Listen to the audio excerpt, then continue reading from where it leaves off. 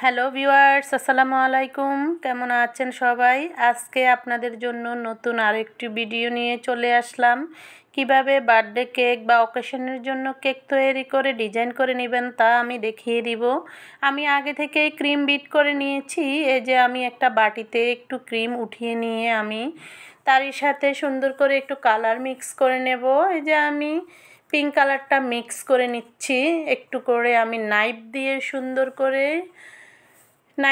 সুন্দর করে মেখে মেখে আমি কালারটা জাস্ট মিশিয়ে নিচ্ছি। আপনারা চাইলে এরকমভাবে বিটার দিয়েও বিট করে কালারটা মিক্সার করতে পারবেন।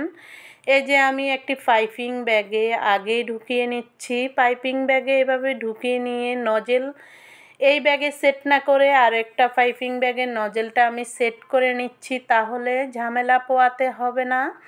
এই যে আমি নজেলটা দিয়ে সুন্দর করে পাইপিং ব্যাগে কিভাবে আমি ডিজাইনটা করে নিচ্ছি সুন্দরীভাবে।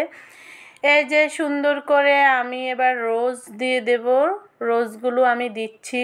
সেট নজেলগুলো যে আছে ওই সেট নজেল থেকে আমি 1M নজেল ছোট সাইজেরটা নিয়ে নিয়েছি এবং 6B নজেলের ছোট সাইজটা আমি নিয়ে ডিজাইনটা করে নিচ্ছি খুবই সুন্দরভাবে। আমি হোয়াইট কালার দিয়ে 6B নজেল দিয়ে ডিজাইন করছি আর 1M নজেল দিয়ে আমি রোজটা তৈরি করে নিয়েছি। এভাবে পুরোটা আমি দিয়ে নিচ্ছি। সাইডে এভাবে ডিজাইন করে নিচ্ছি। নিচে আমি সাইডে আবারও 2টা নজেল দিয়ে সুন্দর করে ছোট ছোট করে ডিজাইন করে নিচ্ছি। এরকমভাবে আপনারা ডিজাইন করে নেবেন, খুবই সুন্দর। বাসায় বসে যদি এরকম কেকগুলো নিজেরা বানিয়ে ডিজাইন করতে পারেন তাহলেতেই অনেকটাই ভালো, খেতেও খুবই মজা। এরকম হোমমেড কেকগুলো অনেকটাই মজা হয়।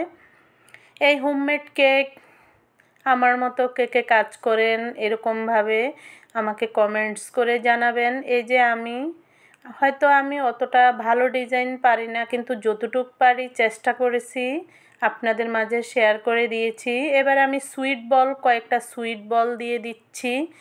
বড় ধরনের সুইট বলগুলো আমি রোজের উপরে দিয়ে দিচ্ছি। সুইট বলগুলো রোজের উপরে দিয়ে হালকা চেপে চেপে দিচ্ছি। এই যে আরও একটা বর্ডারের পাশে আমি সুন্দর করে রোজ করে দিচ্ছি। ছোট রোজের মধ্যেও আমি সুইট বলগুলো সুন্দর করে দিচ্ছি। এই যে মাঝখানটা একটু পাকা রয়েছে, তাই মাঝখানে পাকার মধ্যেও আমি একটু হালকা করে সুইট বল ছিটিয়ে দিচ্ছি। দেখতেই পাচ্ছেন কতটা সুন্দর হয়েছে, খেতে কিন্তু মাশাআল্লাহ খুবই মজা হয়েছে। ধন্যবাদ সবাইকে। আল্লাহ হাফেজ।